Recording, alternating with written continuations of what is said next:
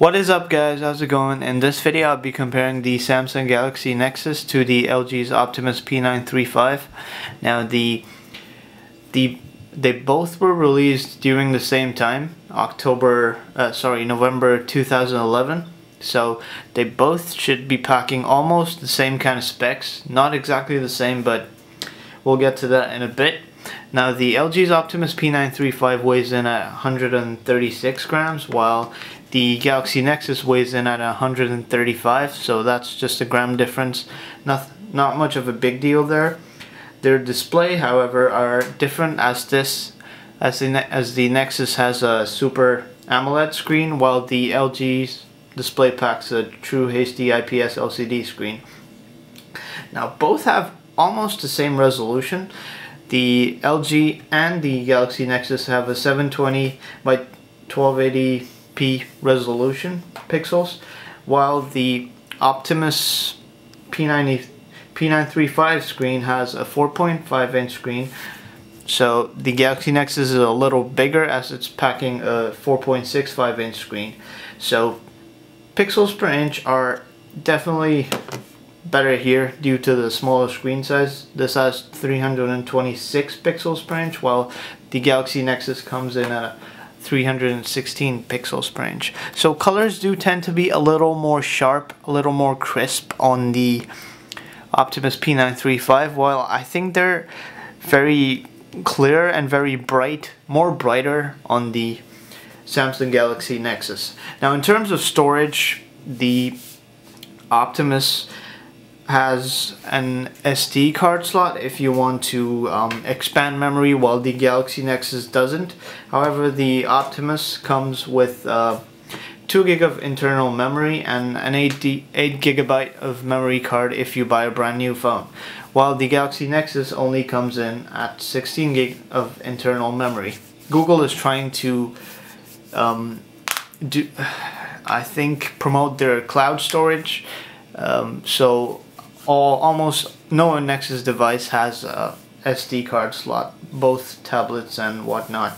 So in terms of speed, data speed, the P935 has LTE, while the Galaxy Nexus doesn't. However, there have been some variants and different versions. There has been an LTE version of this phone, but the one I have right now is just an HSDPA phone, so no LTE on it. But yes, some carriers do carry Galaxy Nexus LTE versions as well. So in terms of connectivity, Bluetooth and Wi-Fi NFC is available on the Galaxy Nexus, while the P935 only has Bluetooth and Wi-Fi. There is no NFC on the Optimus. Front-facing camera, both have a front-facing camera on the very top. It comes in at 1.3 megapixels.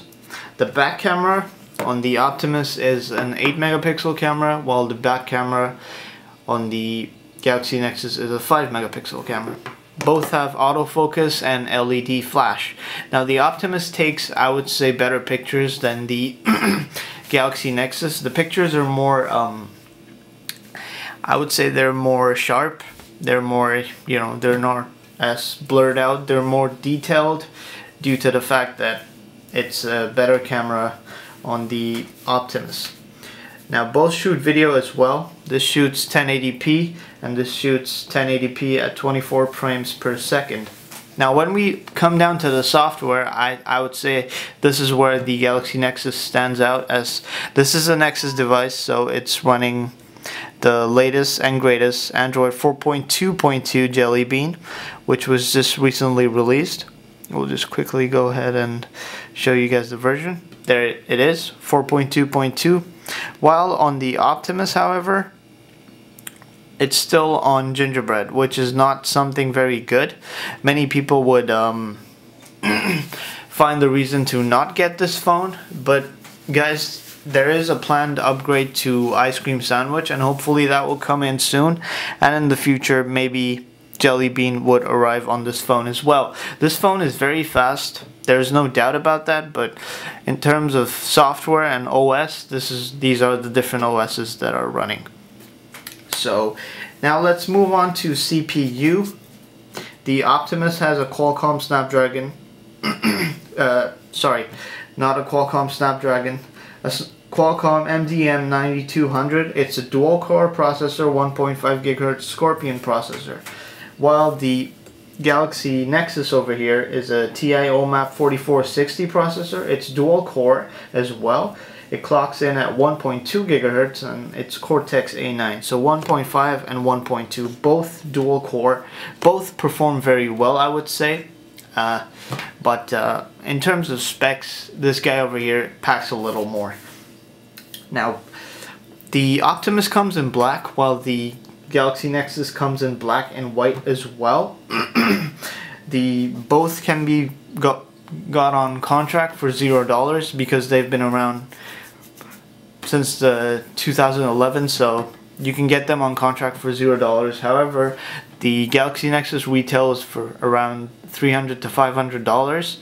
That's off contract, while this retails for around $300 to $400. So that's that for the price. The battery life on both, I would say, is good. It's pretty much the same, guys, trust me. However, the Nexus has improved due to the fact that the latest upgrade to Android 4.2 increased 4.2.2 increased battery life by a lot. I think almost 25 to 30% for my phone, so I can't really complain about battery life, but both pretty much have the same battery life. The battery on this guy is an 1830 milliamp hour battery, while the Galaxy Nexus has a 1750 milliamp hour battery. So that way you can see there is not much difference. There's just around I believe maybe 80 milliamp hours, so that doesn't come to be a big deal.